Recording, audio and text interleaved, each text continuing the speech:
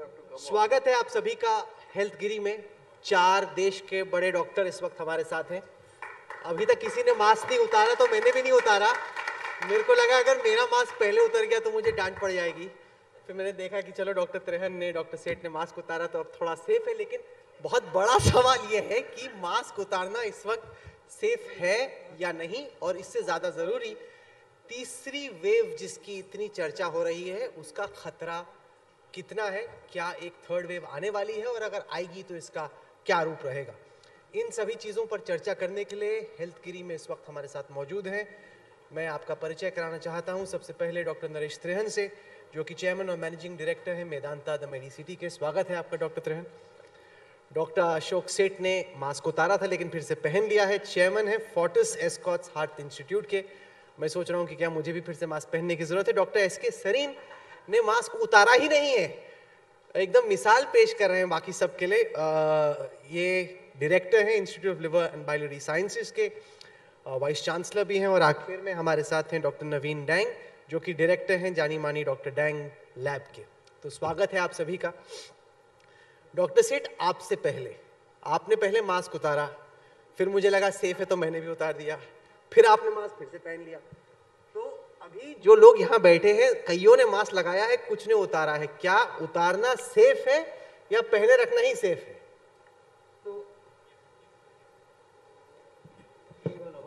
That's right.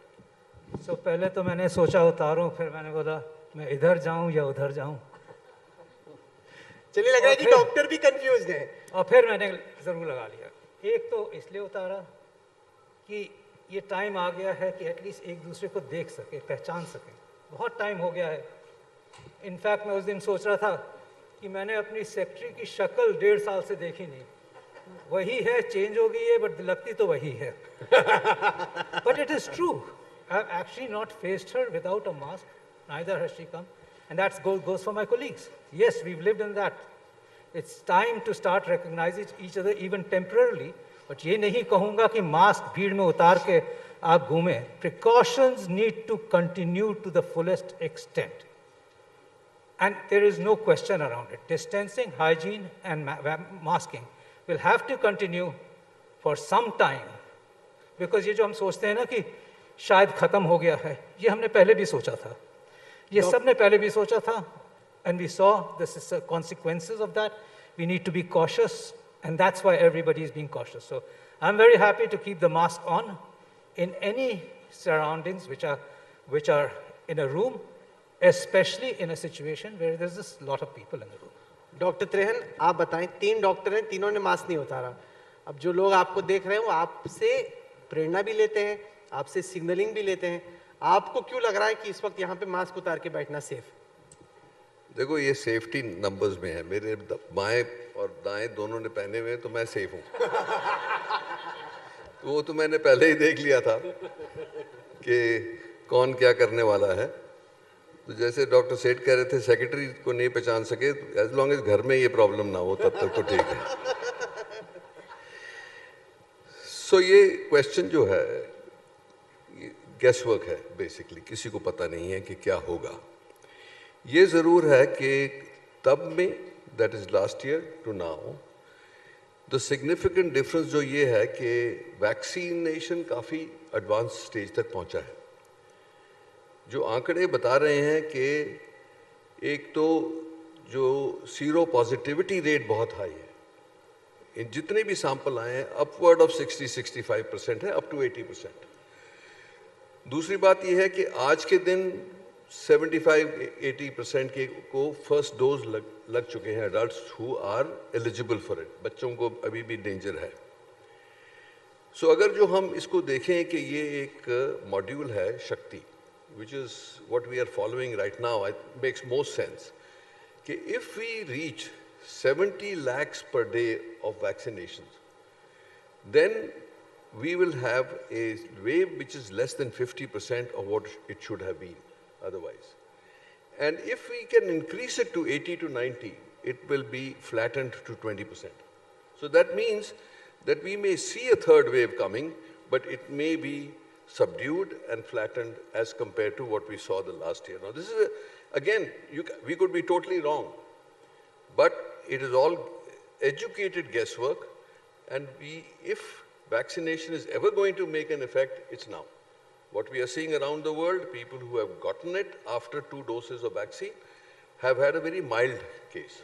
In spite of the fact that Delta went into the United States late, it started in India or wherever it did.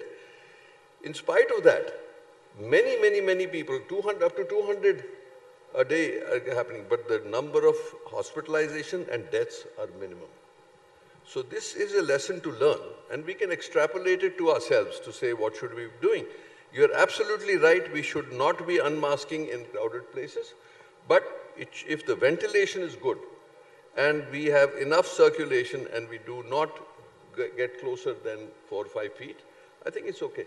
That much risk. Doctor Naveen dang, आपके lab में इस वक्त स्थिति क्या है? कई लोगों को मैं जानता हूं जो कि लैब चलाते हैं. एक दौर ऐसा था जब हर सैंपल जो आ रहा था, लगभग कमोबेश हर सैंपल पॉजिटिव निकल के आ रहा था, और जो लैब टेक्नीशियंस हैं, वहाँ के जो डॉक्टर्स हैं, वो मैनेज नहीं कर पा रहे थे, कोप नहीं कर पा रहे थे. एक हफ्ता लग रहा था, 3-3, 4-4 दिन लग रहे थे. अभी आपके हिसाब से स्थिति कैसी? राहुल, अब समय बदल गया है. जो समय 1.5 साल पहले था उसके अनुसार और जो आज समय है उसमें अत्यधिक अंतर आ गया है. जब डिमांड ज़्यादा थी, पॉजिटिविटी ज़्यादा थी, इस समय पॉजिटिविटी भी कम है, डिमांड भी कम है, और हम बाकी चीज़ों के ऊपर भी ज़्यादा कॉन्सेंट्रेट कर पा रहे हैं. लोग भी सेफ फील कर रहे हैं. लेकिन मैं आशा करता हूं, जैसे बाकी मेरे को पैनलिस्ट ने बोला, कि ये पूरा प्रयत्न करें कि मास्क ना उतरे, जो कि ICMR, WHO, ministry of health and family welfare की जो गाइडलाइंस हैं उनको पूरी तरह से फॉलो किया जाए, और हमें ये पूरा सोच कर समझा जाए कि एक vaccines work, trust your doctor, trust your government, get the vaccines put as much as you can. अब लोग आ रहे हैं ज़्यादा. इंडिया में इस वक्त वैक्सीन हेजिटेंसी कैसी है? अमेरिका में जो लोग रहते हैं वो शिकायत करते हैं कि कई सारे लोग वैक्सीन लगवाना नहीं चाह रहे. हिंदुस्तान में भी गांव देहात में कुछ है, लेकिन बाकी देशों की तुलना में क्या आपको लगता है कि हिंदुस्तान में वैक्सीन में विश्वास रखने वालों की संख्या ज्यादा है? यही मैंने अभी आपको ये बोला कि हेजिटेंसी कम होती जा रही है. शुरू में ज़्यादा थी, लेकिन जब अब लोगों ने देखा कि हम सब लोगों ने पहले महीने में ही, पहले दिन में ही, आई थिंक हम चारों जो यहाँ बैठे हैं, पहले हफ्ते में ही वैक्सीन लगवा ली थी, और उसके बाद हम बड़े प्रसन्न भी रहे, दूसरा डोज भी लगा लिया, और हम सब के सब एक प्रकार से, मैं क्या बोलूँ, थैंक यू गॉड, हम सब लोग सेफ भी रहे. ऐसे हमें देख के और लोगों ने वैक्सीन लगवानी शुरू करी, और इस प्रकार ये बढ़ता ही चला गया. और अब मैं देख रहा हूँ कि इवन डोमेस्टिक हेल्प, सब्जी वाला, अखबार वाला, सब के सब जाकर वैक्सीन लगवा रहे हैं. और इसमें श्रेय डॉक्टर्स का, सरकार का, मीडिया का, सबका है, जिन्होंने ये वैक्सीन हेजिटेंसी हटवाने में बहुत ज़्यादा प्रयत्न किया है. और मैं अति प्रसन्न हूँ कि वैक्सीन हेजिटेंसी बहुत कम हो गई है. डॉक्टर सरीन, त्योहारों का मौसम है, और ऐसे में बहुत बड़ा खतरा यह है कि जैसे लोग बाहर निकलते हैं, दूसरों से मुलाकात करते हैं, सेलिब्रेट करते हैं, तो क्या एक और वेव का खतरा है? इस वक्त हम दुनिया के बाकी देशों में देख रहे हैं, MU वेरिएंट है या C.1.2, C.12 जो वेरिएंट है, इस तरह के नए वेरिएंट्स आ रहे हैं. कुछ जगह पे लैम्डा वेरिएंट की चर्चा चल रही है. क्या ये वेरिएंट्स हिंदुस्तान में आ सकते हैं और उसी तरह की तबाही कर सकते हैं जिस तरह से डेल्टा वेरिएंट ने किया? Thank you Rahul. मुझे लगता है सारे अच्छे मीडिया वाले भी एक तरह से मेडिकल डिग्री होल्डर हो गए हैं. म्यू वेरिएंट, C.1.2, सारे के सारे नाम आप क्वैक्स होते हैं ना, क्वैक्स जो एकदम फर्जी टाइप के डॉक्टर होते हैं. हकीकत है, हर आदमी को लगता है कि मैं भी डॉक्टरी कर चुका हूँ, लेकिन एकदम फर्जी डॉक्टरी. एक तरह से लगता है माहौल भारत में ऐसा हो गया है कि सब लोग थोड़े से ज़्यादा हेल्थ कॉन्शियस और एजुकेटेड हो गए हैं, thanks to you and the group and all the other media people. डर तो वायरस जो है उसे सरवाइव करना है, म्यूटेट करेगा. जिस तरह से हम लोग चाहते हैं हम प्रोटेक्टेड रहें, वायरस चाहता है कि उसकी लाइफ बनी रहे. तो म्यूटेंट्स आएंगे. और 2-3 बातें जैसे फेस्टिव सीज़न के लिए ज़रूरी. हमने केरला का एग्जाम्पल देखा, छोटा सा ओनम के फेस्टिवल में थोड़ा सा रिलैक्सेशन हो सकता है, कारण हो. कुंभ का देखा. तो फेस्टिवल्स जो हैं जहाँ पे आप क्राउडेड हैं वहाँ पे 3-4 खतरे हैं. पहले हम लोगों ने सोचा कि आपने वैक्सीन के 2 शॉट लगा लिए, आप प्रोटेक्टेड रहेंगे, पर ये किसी को नहीं मालूम कि प्रोटेक्शन वैक्सीन की एंटीबॉडीज, वैक्सीन का प्रोटेक्शन कितने समय तक रहेगा ये भी पता नहीं है। हाँ, ये ज़रूर मालूम है कि अगर वैक्सीन लग गई तो नेक्स्ट टाइम इन्फेक्शन कम होगा, मॉर्टेलिटी कम होगी, आईसीयू में कम जाएंगे, पर ये नहीं कह सकते कि हम बचे रहेंगे। तो वैक्सीन के लिए आप ये सोचें कि आपने, जैसे हम लोगों ने अर्ली ईयर में लगा ली वैक्सीन, 6 महीने में हमारी एंटीबॉडीज़ कितनी कम होंगी, 1 साल में इफेक्टिव होंगी, ये नहीं मालूम। तो इसलिए जिन्होंने एक सेकेंड, आज ही मैं सुबह एक स्टडी पढ़ रहा था इम्यूनिटी को लेकर कि आपकी वैक्सीन लगाने के बाद इम्यूनिटी कितने महीने तक बनी रहेगी, और वो स्टडी बता रही थी कि जिस तरह से लोगों को उम्मीद थी कि काफी वक्त तक इम्यूनिटी बनी रहेगी, इम्यूनिटी काफी लो हो रही है। मैं भी इस वही तरह कह रहा की हूं। स्टडीज अभी आई हैं। बिल्कुल एग्जैक्टली, इनफैक्ट इवन फाइजर की, मॉडर्ना की जो वैक्सीन है, अभी चिली का एक स्टडी आया, 10 मिलियन पीपल जैसे हमारे यहाँ लोगों में लगी है, उन लोगों में कैसे वैक्सीन धीरे धीरे धीरे उनकी इम्यूनिटी कम हुई है। नहीं, एक सेकेंड, मैं आपको फिर मैं समझना चाह रहा हूँ कि अगर मैंने फर्ज कीजिए मई में वैक्सीन लगवाई है, जून जुलाई में, कितने महीने आपके हिसाब से इम्यूनिटी बनी रहेगी मिनिमम? अब मिनिमम 4 to 6 मंथ्स अगर आपने दोनों डोसेजेस लगवा ली है। और उसके बाद कितनी गिर गई उसके इम्यूनिटी? अभी तो हम सीख ही रहे हैं इसमें। जैसे फाइजर वैक्सीन यूएस में है, जिन लोगों ने लगाई थी उन्हें अब बूस्टर अलाउ कर दिया गया। इजराइल ने बूस्टर अलाउ किया, 5-6 कंट्रीज ने बूस्टर अलाउ किया। बूस्टर लगाने के 3rd डोज के 12 दिन में आपका 10 टाइम्स एंटीबॉडी लेवल बढ़ जाता है।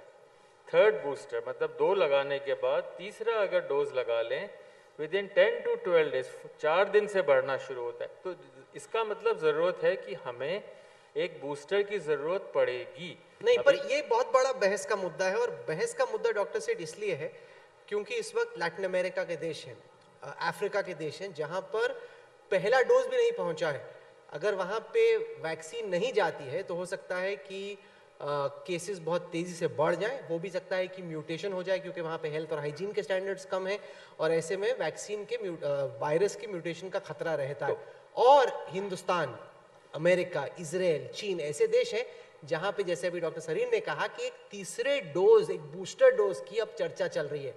इस वक्त ह्यूमन काइंड के लिए, दुनिया के लिए क्या ज्यादा जरूरी है कि हिंदुस्तान जैसे देशों में तीसरा डोज लगे या लैटिन अमेरिका, अफ्रीका में पहला डोज लगे?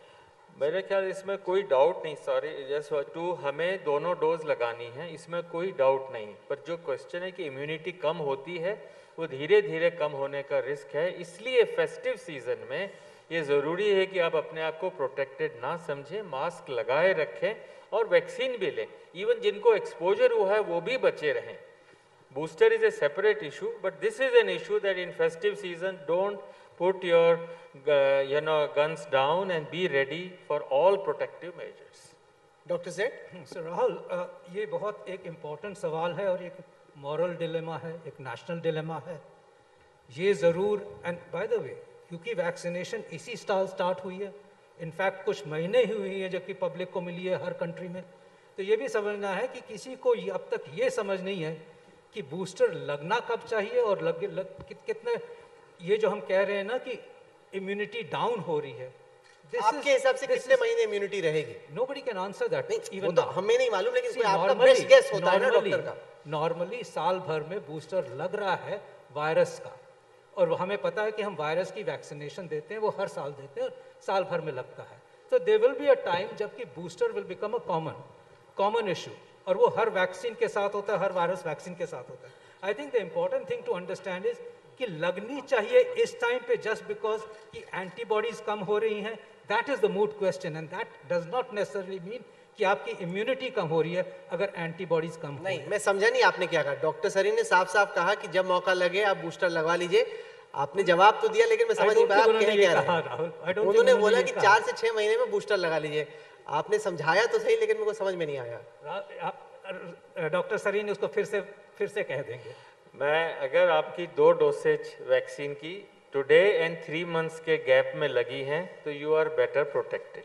अगर आपका फर्स्ट 1 महीने के बाद में सेकेंड डोज लग गई है, यू आर लेस प्रोटेक्टेड, कोई डाउट नहीं। ऐसे व्यक्ति की जिसकी 2 डोसेज शुरू में लग गई हैं, he may have a risk of infection but not mortality, not of ICU, because vaccine immunity stays. However, if we have plenty and if we have an opportunity, then we must know as scientists, as doctors, that there is a possibility of making your risk lower and immunity higher. If a third dose is there, नहीं है तो नहीं है. So that doesn't mean कि आपके लिए mandate. So my answer to that, जितना मुझे समझ में आ रहा है ये बात सुन close के on that to say our policy makers, our expert groups are actually looking at this to see whether a booster should be given at least to high-risk individuals. And high-risk individuals would actually mean healthcare workers in which breakthrough infections are now being seen, or very elderly, or those with immune-suppressed people. But चक्कर ये है इस बात का कि ये जब तक एक्सपर्ट कमेटी नहीं कहेगी, इंडिया में सर्टेनली बूस्टर तब लगना चाहिए जबकि एक्सपर्ट कमेटी डिसाइड कर ले. जो अमेरिका में हो रहा है doesn't necessarily mean that's the right thing for them. And by the way, vaccine equity at the moment is very important. I think our first step is that everybody gets double vaccinated, and I think that has to be the first step before we start talking about booster doses in the population. So basically, you have three parts. One is the adult eligible population that has to have the 2 doses, right? हाँ, और दूसरा कि जो बच्चे हैं अभी 18 साल से कम हैं, 12, तो उनको बच्चों को अगर जो हम 3 ग्रुप्स में बांटेंगे तो बचपन से मतलब पैदाइशी से लेके 18 साल तक कवर करना है हमको उनको. उसके 2 डेंजर्स हैं अगर जो हम उनको अनवैक्सीनेटेड छोड़ेंगे. एक तो उनको खुद का डेंजर है जिससे उनको तकलीफ ये हो सकती है कि वैसे आज का एक्सपीरियंस ये है कि बच्चों में यूजुअली बहुत माइल्ड होती है, पर कई केसेस देखे भी गए हैं जिसके अंदर मल्टी ऑर्गन प्रॉब्लम आया है. तो अगर जो बच्चों के ऊपर इंटेंस होगा तो वो काफ़ी डेवस्टेटिंग होगा हमारे लिए. सो इसलिए हमें पहली एफर्ट तो ये है कि अपनी कंप्लीट कर लें 2 डोसेस अपनी एडल्ट पॉपुलेशन और बच्चों को कवर कर लें. अभी कोई एविडेंस नहीं है कि बहुत ज़्यादा तादाद में इवन हेल्थ केयर वर्कर्स जिनको 6 महीने पहले लगी थी कि उनके अंदर ज़्यादा इन्फेक्शन अभी दिख रही है. अगर जो वो नहीं दिख रही है अभी तो ये अननेसेसरी होगा कि उनको प्रायोरिटी दे के 3rd डोज लगाया जाए, क्योंकि हमारा अभी पूरा प्रोग्राम ही ख़त्म नहीं हुआ है. तो इसीलिए हमें एक तो आंकड़े देखने हैं कि जो हेल्थ केयर वर्कर्स हैं जो एक्सपोज्ड हैं उनमें कोई साइंस दिख रहे हैं कि रिकरेंस बहुत ज़्यादा इन्फेक्शन हो रही है उनके अंदर, तो देन 3rd डोज की वो बनती है रुचिका कि उनको लगाया जाए. अगर जो हम इसी स्टेट में हैं जैसे हम देख रहे हैं, जो जैसे हम अपना हॉस्पिटल भी देखेंगे हमारे 6000 डायरेक्ट मतलब फुल टाइम एम्प्लॉयज़ हैं जिनको उनमें से 4500 को लग चुके हैं. बाकियों को हेजिटेंसी थी पहली वेव में, बट 2nd वेव में उन्होंने मतलब हथियार रख दिए और अब उनको लग गई है, 2nd डोज लग रहा है. पर जिनको लगी थी पहले 6 महीने पहले जैसे हम सबको लगी थी एज फर्स्ट वेव, उनमें से 2-4 लोगों को ही री इन्फेक्शन हुआ है और वो भी इतना माइल्ड है कि उनको बिल्कुल हॉस्पिटलाइजेशन की ज़रूरत नहीं. तो हमें इन चीज़ों पे बहुत ध्यान देना है कि हम जंप नहीं करें इसी नी जर्क रिएक्शन से कि जी 4 जनों को हो गया तो सब डॉक्टरों को लगा दो और बाकी पॉपुलेशन को छोड़ दो. नहीं, ऐसा नहीं होना चाहिए. हमारी ऑब्लिगेशन है पहले सबको लगाएं, बच्चों को बचाएं, फिर जो अगर जो साइन दिखते हैं कि हेल्थ केयर वर्कर चाहिए तो फिर आप जरूर लगाएं. डॉक्टर डैंग, क्या आप मानते हैं कि बहुत जल्द हम लोगों को एक बूस्टर डोज, 3रे डोज की जरूरत पड़ेगी? मैं अभी ये चर्चा सुन रहा हूं, लेकिन मेरा माइंड बिल्कुल क्लियर है. इस समय बूस्टर की आवश्यकता नहीं है. इसका कारण यह है कि सिर्फ एंटीबॉडीज मेजर करने से हम नहीं कह सकते कि इम्यूनिटी है कि नहीं है. हमारा इम्यून स्टेटस सिर्फ एंटीबॉडी के एविडेंस नहीं है, और भी कई बॉडी के पार्ट्स हैं, मेमोरी सेल्स हैं जिनके द्वारा हमें प्रोटेक्शन मिलती है. और साइंटिस्ट का यही कहना है कि अभी पहले 2 इंजेक्शन दीजिएगा और अगर बूस्टर की आवश्यकता पड़ी तो हमारे साइंटिस्ट विल गाइड अस कब लेना है, कितने समय के बाद लेना है. इस समय I am very clear, 1 dose followed by the 2nd dose and no booster till proper guidelines are there.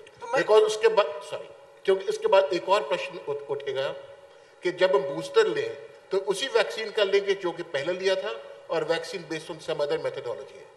अभी तक जैसे कि आपने देखा होगा कि जर्मन के फॉर्मर वाइस चांसलर मार्केल ने पहले एस्ट्राजेनेका ली, उसके बाद उन्होंने फाइजर ली, उसके बाद उन्होंने देखा कि एंटीबॉडीज बढ़ गई हैं। हमारे शरीर के अंदर क्या हो रहा है हमें इसके बारे में बहुत कम पता है। तो मेरी तो यही सोच है कि पहले 2 वैक्सीन दी जाए, पूरा देश वैक्सीनेट हो जाए। जब तक हमारे पास और सीरो सर्वेलेंस स्टडीज आ जाएंगी, पता चलेगा हमें कितनी प्रोटेक्शन मिल रही है कि नहीं, उसके बाद ही हम बूस्टर के बारे में विचार करें। इस वक्त जो तमाम लोग आपको देख रहे हैं उनके जहन में एक बहुत बड़ा सवाल ये होगा कि थर्ड वेव क्या आएगी, आनी ही है, कब आएगी? क्योंकि चर्चा तो ये हो रही थी कि अक्टूबर में आ जाएगी, अक्टूबर तो स्टार्ट हो गया, थर्ड वेव का अभी कोई निशान नहीं और होना भी नहीं चाहिए। इस बहस को या इस सवाल को आप कैसे देखते हैं? डॉक्टर डैंग, आपसे शुरू करते हैं। थर्ड वेव आ सकती है, लेकिन वो इतनी सीवियर नहीं होगी जितनी फर्स्ट और सेकेंड वेव्स थी। उसका सबसे पहला कारण है कि वैक्सीनेशन काफ़ी ज़्यादा लग चुकी है। सरकार के पूरे प्रयत्न है कि वैक्सीन लगती जाएगी। दूसरी बात है कि एक ट्रायज होता है, एपिडेमियोलॉजिकल ट्रायज जिसको कहते हैं, जिसमें है host, virus and the surroundings. इन तीनों में से जो कि वायरस है वो तो म्यूटेट करता ही जाएगा। जैसे आप सब लोग जानते हैं, हर साल हम इन्फ्लुएंजा वैक्सीन लगवाते हैं और हर साल उसका एक नया म्यूटेंट स्ट्रेन निकलता है। एक ये युद्ध है और हमारी रणनीति उस वायरस के अगेंस्ट है कि हमें कैसे बचना है। वायरस म्यूटेट करता जाएगा, वो एस्केप करना चाहेगा कि जिसके पास एंटीबॉडीज है, जो वैक्सीन है, उनसे बचते रहें। इसलिए vaccine developers will have to keep on making vaccines to protect us against those mutant strains which are occurring. जब भी जितने प्रकार के different strains हैं, हमें इससे बच के रहना पड़ेगा। And last but not the least, before I finish, the triage का तीसरा हिस्सा एक वायरस था, एक होस्ट था, जो कि हम अगर केयरलेस हो गए, जैसे अभी तक चर्चा हो रही थी, तो वायरस हमारे पास हमेशा आ सकता है। तो हमें इस बात का पूरा प्रयत्न करना है कि जो भी नॉर्म्स है उनको मेंटेन करके रखें और वायरस को अपने अंदर ना घुसने। डॉक्टर सरीन, एक बड़ा सवाल है म्यूटेशन को लेकर। वायरस का आकार बदलना लगभग तय है, लेकिन क्या वायरस म्यूटेट होके और खतरनाक हो जाएगा जैसे डेल्टा वेरिएंट हुआ, या म्यूटेट होके और थोड़ा सा नॉर्मल हो जाएगा कि इतना नुकसान ना पहुंचाए?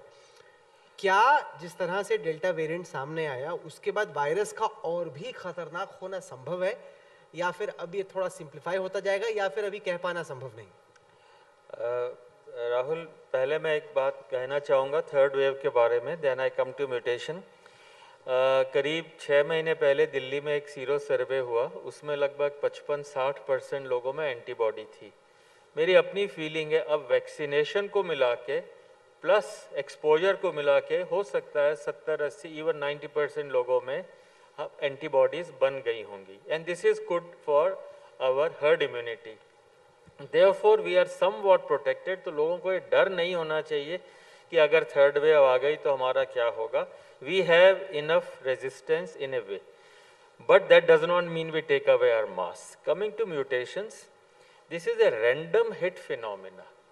जैसे मैं हेपेटाइटिस बी पे काम करता हूँ या सी पे काम करता हूँ, तो लगता है कि भाई 10,000 बार वायरस मल्टीप्लाई करेगा, एक म्यूटेशन होगी। इसी तरीके से ये virus million trillion times multiply करता है, तो हंड्रेड्स ऑफ म्यूटेशंस होंगी ही, और रैंडमली एक म्यूटेशन ऐसी होगी जो हमारी इम्यूनिटी को ब्रेक कर सकती है।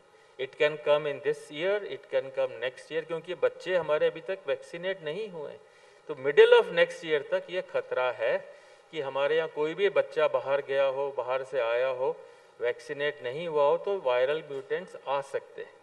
तो मेरी अपनी ओपिनियन में mutations are a high risk. This is a very very difficult virus, and any time it comes it can break our immunity. Therefore जब तक ये बिल्कुल एंडेमिक नहीं हो जाए, हमें म्यूटेशंस का, और हमारी सीक्वेंसिंग लैब्स बहुत अच्छी हो गई हैं, we are all part of the national sequencing facility. तो अभी तक जो वेरिएंट आए हैं, जैसे डेल्टा प्लस था, डेल्टा के बाद में नए म्यूटेंट्स हैं, वो आ रहे हैं, but they are 1% to 2% of the total population। Therefore we are not worried about mutants, but we have to keep our eyes open and do keep sequencing very rapidly। And we need a pan corona vaccine। not 1 or 2, not against Delta, not, we have to have a different vaccine, and the Indian DNA vaccine or the nasal vaccines, I think they are going to be very big in this. DNA vaccine will cover everything. Doctor सेठ, जो माता पिता हैं उनके लिए एक बहुत बड़ा सवाल यह है कि स्कूल जब से शुरू हो रहे हैं तो बच्चों को वापस भेजा जाए या नहीं। मैं देखता हूं कि पेरेंट्स के जो व्हाट्सएप ग्रुप्स हैं उन पे एकदम इंडिया पाकिस्तान एकदम ज़बरदस्त लड़ाई सी चलती रहती है। कुछ पेरेंट्स को लगता है कि नहीं अब सेफ हो गया है, भेज देना चाहिए, कुछ को लगता है कि बिल्कुल नहीं भेजना चाहिए, और जो भेजना चाहते हैं वो बेहद गैर जिम्मेदार हैं कि अपने बच्चों को भेज रहे हैं। आप इस बहस को कैसे देखते हैं? जो लोग आपको देख रहे हैं इस वक्त, क्या उनको अपने बच्चों को स्कूल भेजना चाहिए या नहीं? देखो Rahul, education as a whole सफ़र की है, एंड मैंने ऐसे एजुकेशन सिर्फ पढ़ाई नहीं जो कि आप स्क्रीन पे भी कर लेते हो, but even growth, even interaction, even intermixing, हर तरह से बच्चे की एजुकेशन 1.5 साल जो सफ़र की है बहुत बड़ा होता है। अब वो समय आ गया है कि विथ फुल प्रिकॉशंस, और आपको पता ही है कि अगले hopefully by the next month vaccinations also of school children will start. उम्मीद तो यही है, और जहाँ तक सुनने को आ रहा है। Now that's a very important step, क्योंकि हमने अगर पूरी प्रिकॉशंस लेके बच्चे को स्कूल भेजते हैं, वी आर वरीड कि नेक्स्ट वेव बच्चों की होगी, but we also know one aspect is कि बच्चों को इन्फेक्शंस कम सीरियस होते हैं, बट कंसर्न ये भी होता है कि वो बच्चे घर में इन्फेक्शन लाएंगे तो कहीं बड़े बूढ़ों को ना इन्फेक्शन हो जाए। Hopefully most of the people at home, at least the elderly, are all vaccinated by this time, या हो गए होने चाहिए, बिकॉज वो तो प्रथम ग्रुप था जिनको वैक्सीनेशन लगी थी। सो इसीलिए अब वो ओपनिंग आनी चाहिए। यस, स्कूल्स खुलने चाहिए, but with all full precautions. हम ये बार बार कहते हैं आपकी बात को यहाँ पे कभी ना छूटे। नहीं, एक सेकंड सर, मेरा बच्चा 5 साल का है। जी हाँ, आप कह रहे हैं विद फुल प्रिकॉशंस, आप उसको बोल दो आधा घंटा भाई तू मास्क लगा के ले ले, वो रखेगा ही नहीं, वो उतार देगा। तो आप जब बोलते हैं विद, उसको वैक्सीन अभी लगी नहीं है, आप कह रहे हैं फुल प्रिकॉशन, कोई उसके मुंह पे मास्क आधे घंटे ज्यादा रख ही नहीं सकता है। आप कैसे होगा? जब स्कूल गए तो क्या प्रिकॉशन होगा? सर राहुल, ये डिलेमा है। I want everybody to be comfortable with that thought process. देखिए, ये अगले 3 महीने तक एक कैलकुलेटेड रिस्क है जो कि पॉलिसी से नहीं कवर होगा। वो कवर होगा आपके खुद के कॉन्फिडेंस से, आपके खुद की क्रिएशन से। ये 3 महीने की बात है, it is not for ever.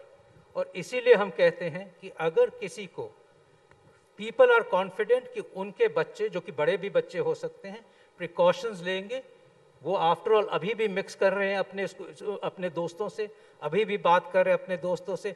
अगर स्कूल और बच्चे प्रिकॉशंस ले सकते हैं तो ज़रूर भेजिए। अगर अभी भी आपको वरी है तो ये कंसर्न अगले 2-3 महीनों की होगी, और उसके बाद ये कंसर्न्स कम होती जाएंगी। तो 3 महीने बाद बच्चों को भेजा जाए स्कूल, डॉक्टर त्रेहन, या फिर आपको लगता है कि स्कूल भेज दिया जाए भगवान का नाम लेके?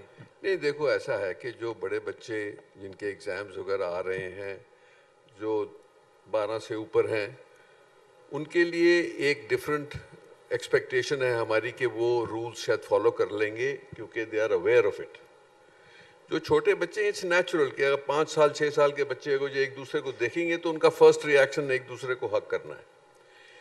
और आप अगर जो इसका क्लियर कहीं भी नहीं मिलेगा आंसर, क्योंकि कैलिफोर्निया ने आज ही अनाउंस किया है कि उन्होंने स्कूल खोल दिए थे कि अब only children who have been vaccinated twice will be able to come, उनको और बच्चे नहीं आ सकेंगे। तो ये आप देखोगे बेंगलोर में 40 बच्चों को एक स्कूल में आउटब्रेक हुआ है।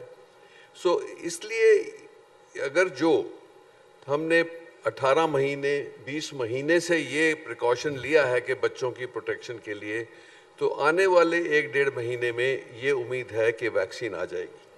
और ये भी जाहिर है हमें पहले से कि एक शॉट के बाद भी कोई 40-50% इम्यूनिटी आ जाती है, और बच्चों में शायद और भी ज़्यादा आ जाएगी क्योंकि उनका इम्यून सिस्टम एक्टिवेट हो जाता है जल्दी। तो इसीलिए मेरे विचार में तो छोटे बच्चों के लिए अभी और 3 महीने क्या जनवरी से स्कूल शुरू करना जायज़ रहेगा। कोई भी डॉक्टर हो, वो अपने काम में जिंदगी और मौत के तमाम सवालों से जूझता रहता है।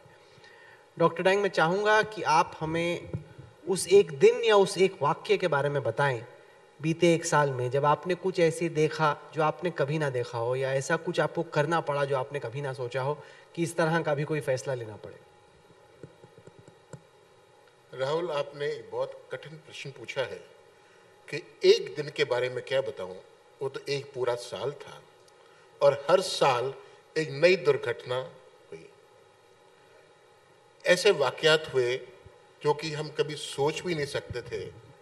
कि माफ़ी चाहता हूं ये कहते हुए कि मुझे अपने जानने वाले के लिए एक बेड नहीं मिला, सफदरजंग हॉस्पिटल में एडमिट कराना पड़ा। ये नहीं कि सफदरजंग हॉस्पिटल खराब है, बहुत बढ़िया हॉस्पिटल है।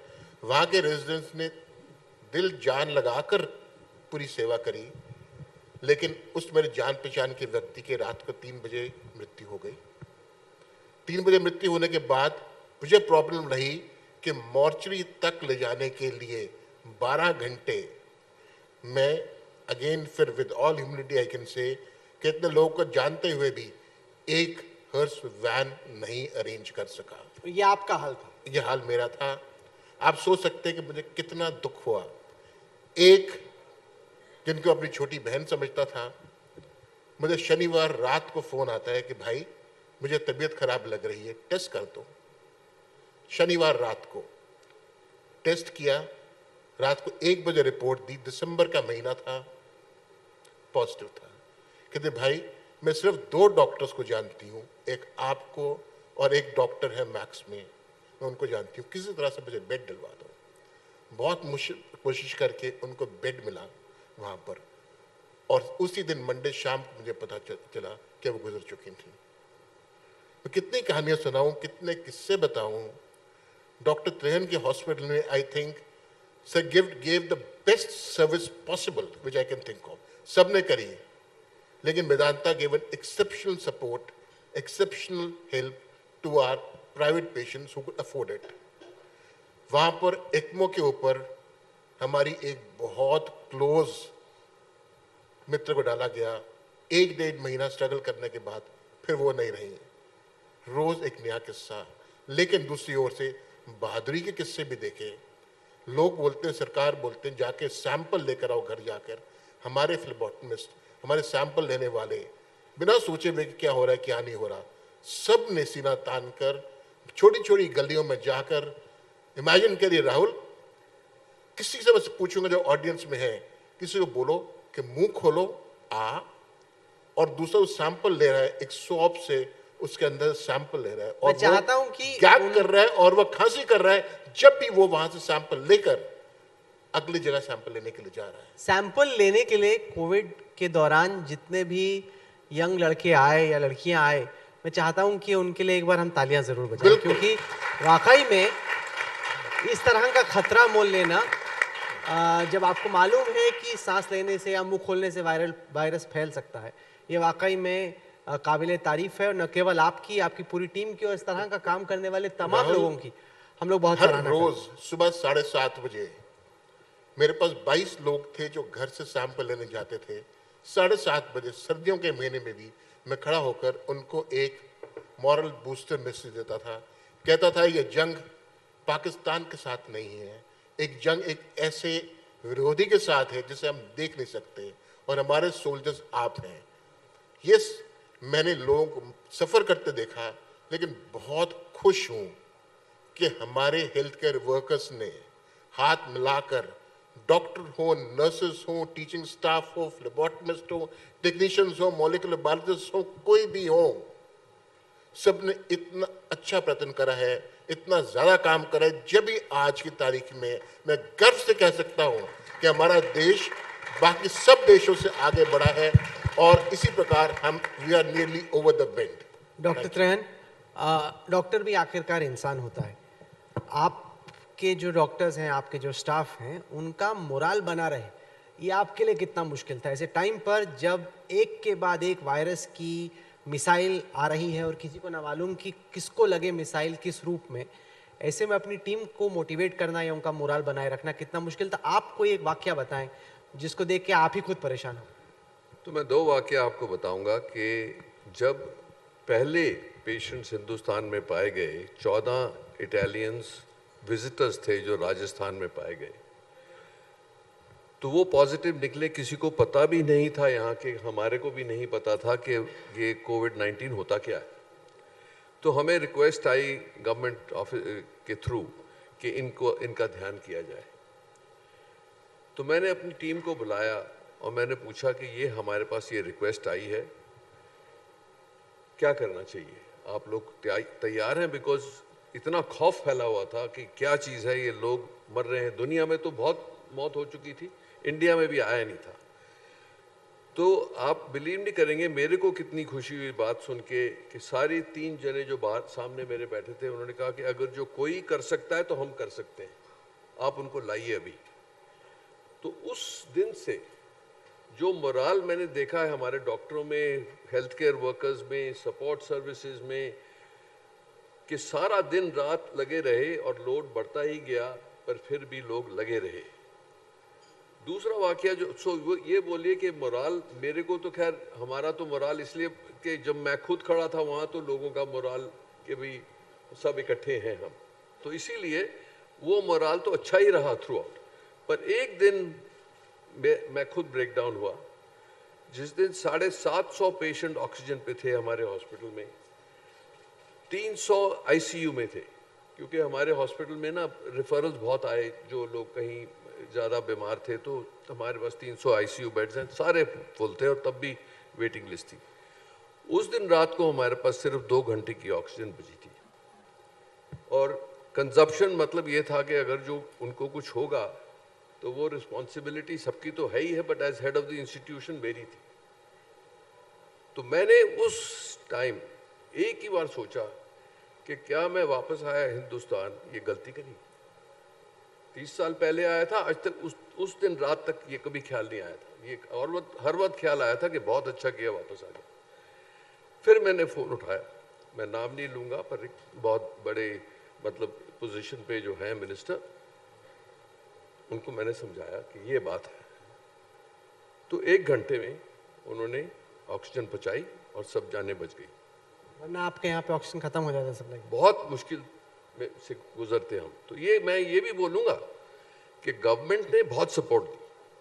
गवर्नमेंट ने हर चीज़ को घुमा फिरा के कैसे भी ज़रूरत पूरी करनी शुरू करी और हॉस्पिटल्स में भी तकलीफ हुई, हमने आपस में सिलेंडर शेयरिंग भी करी, पर सारे हिंदुस्तान के लिए प्रॉब्लम था, क्योंकि जो हमारी नॉर्मल कंजम्पशन है ऑक्सीजन की वो 2200 टन पर डे है फॉर मेडिकल गैसेस, और at the peak of this wave जो किसी को सरप्राइज थी कि 4 लाख तक पहुंच गई, 10,000 टन से ज़्यादा थी डिमांड। उसको भी मैं कहूँगा कि गवर्नमेंट ही नहीं, इंडस्ट्री ने बहुत साथ दिया।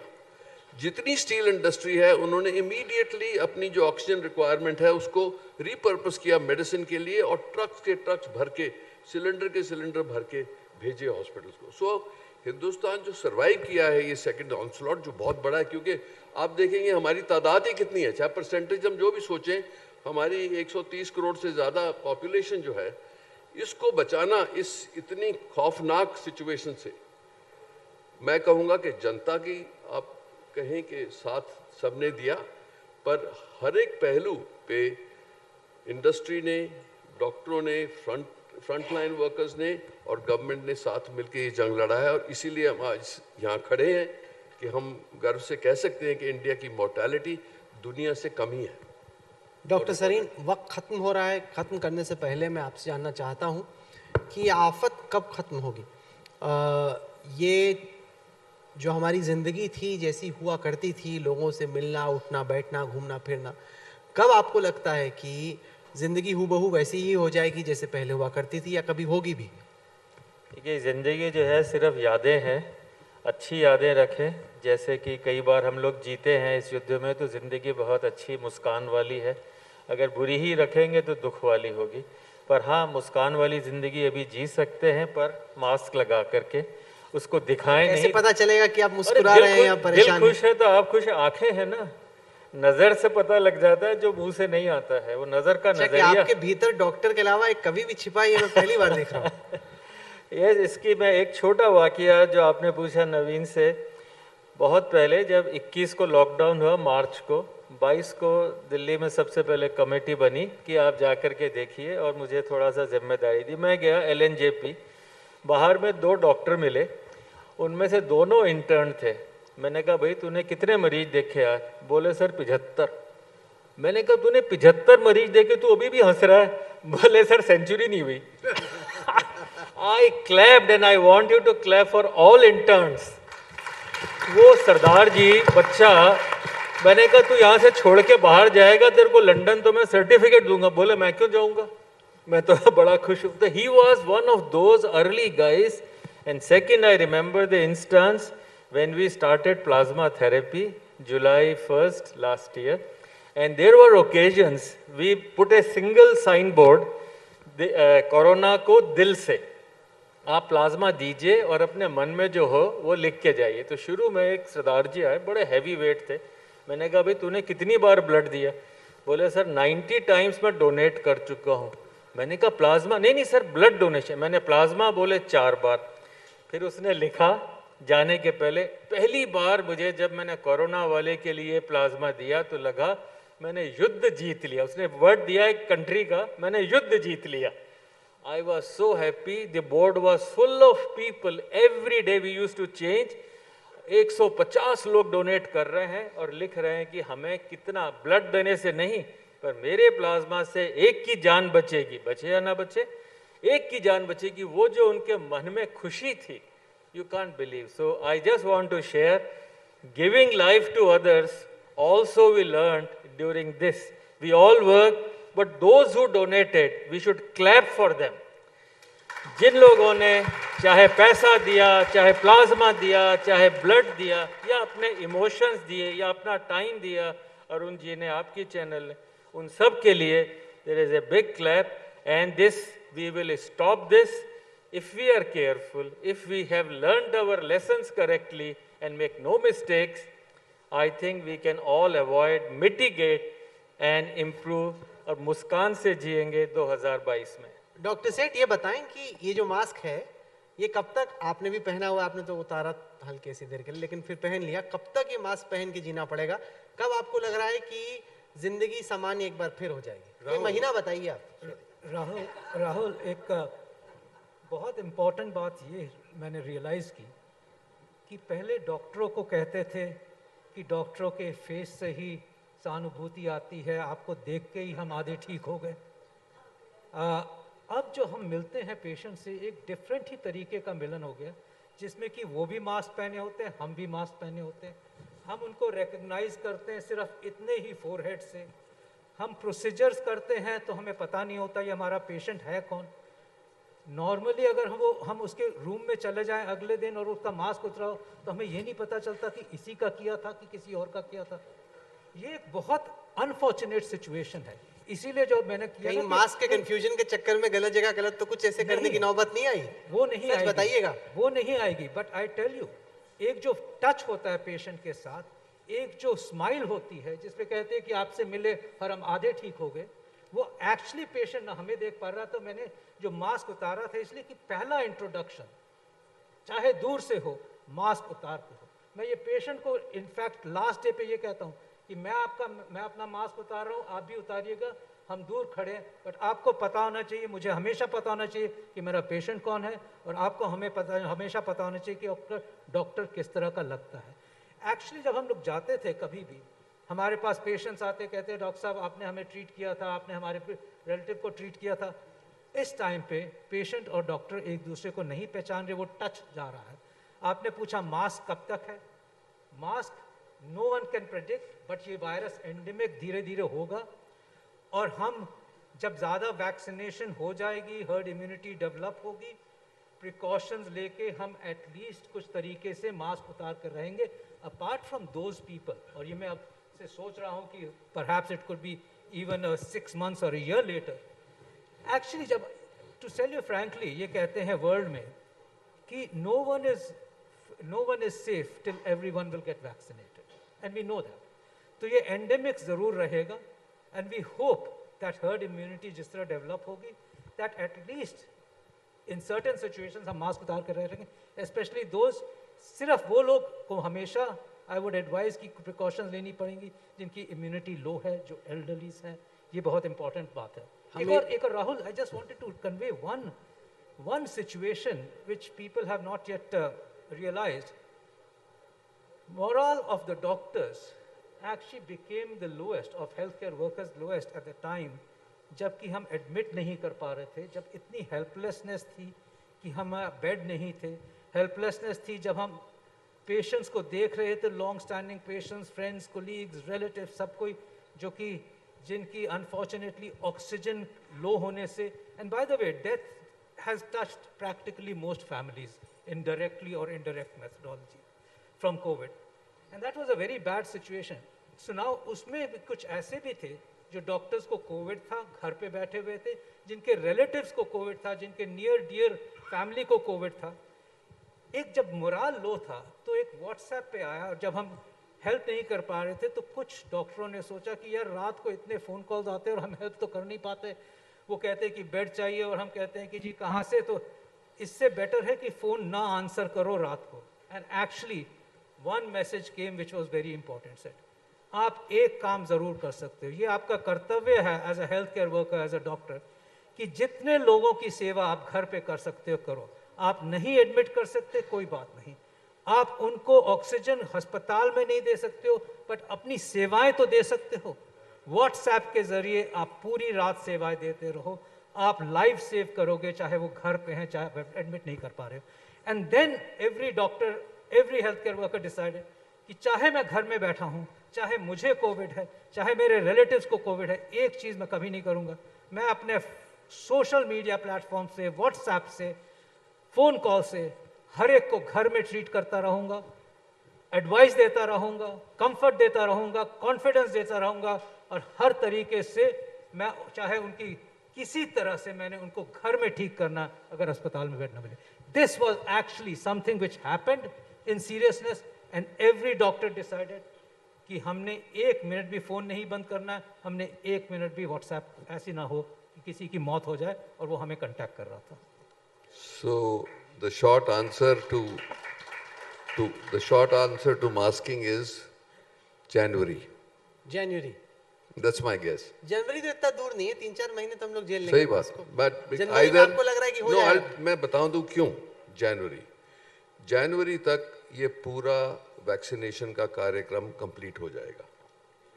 अगर जो वैक्सीन के बावजूद भी आप इन्फेक्टेड या इस तरीके से इन्फेक्टेड हो गए कि जहां भी पहुंचे वहां इन्फेक्शन फैलेगी, तो महम हो जाएगा दुनिया में। इसीलिए उम्मीद ये रखनी चाहिए कि जैसे वैक्सीनेशन का प्रोग्राम कंप्लीट होगा और बूस्टर, क्योंकि फिर वैक्सीन भी अवेलेबल है, चाहे बूस्टर की ज़रूरत पड़े जैसे हम हर साल फ्लू वैक्सीन लेते हैं, उस तरीके से जीना मेरे हिसाब से मुमकिन होगा, और बच्चों को भी तब तक काफ़ी तादाद में वैक्सीन लग जाएगी। अच्छा, मैंने एक चीज़ नोटिस की, आपने भी की होगी, कि डॉक्टर त्रेहन वीरेंद्र सहवाग की तरह जवाब देते, सीधे उठा के मारा, जनवरी में मास्क की जरूरत नहीं।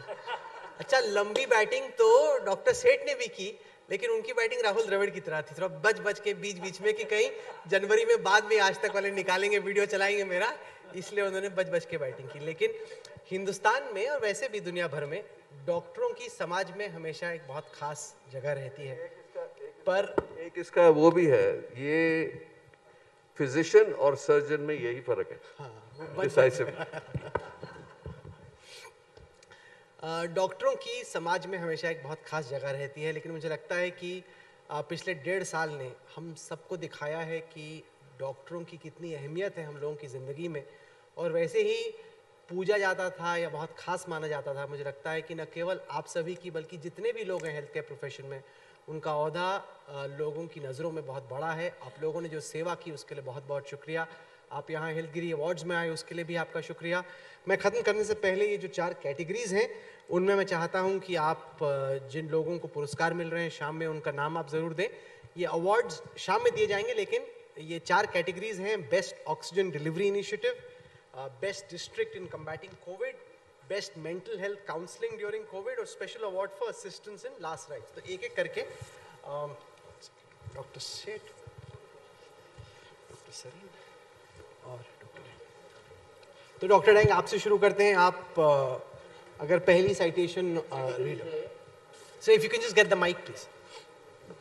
ये कैटेगरी है best oxygen delivery initiative. So mike ले लीजिए। ड्यूरिंग कैटेगरी है best oxygen delivery initiative during कोविड-19 और इसका अवार्ड जाता है Delhi Sikh Gurdwara management committee new Delhi. Award recipient doctor Harmeet Singh Rehan, medical adviser for covid affairs. बहुत बहुत मुबारक हो जी। वाकई में गुरुद्वारों ने जितना एफर्ट किया लोगों को ऑक्सीजन लंगर चलाए, वो वाकई में बहुत ही काबिल तारीफ थी। जोरदार तालियां उन तमाम लोगों के लिए जिन्होंने गुरुद्वारे में ये सेवा की और ऑक्सीजन के लंगर चलाए। ये अवार्ड 2 लोगों को दिया गया है। इसी कैटेगरी में दूसरा अवार्ड है save life foundation new Delhi. इस अवार्ड के रिसिपिएंट हैं Piyush Tiwari, founder and CEO.